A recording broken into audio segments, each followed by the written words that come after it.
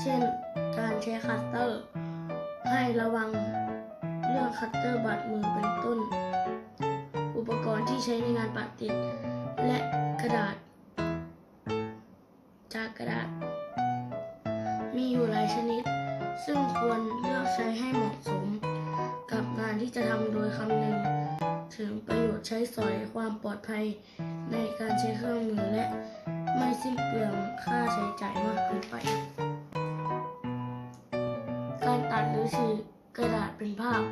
การตัดหรือฉีกกระดาษเป็นภาพเป็นการสร้างสรรค์ผลงานศิลปะวิธีหนึ่งโดย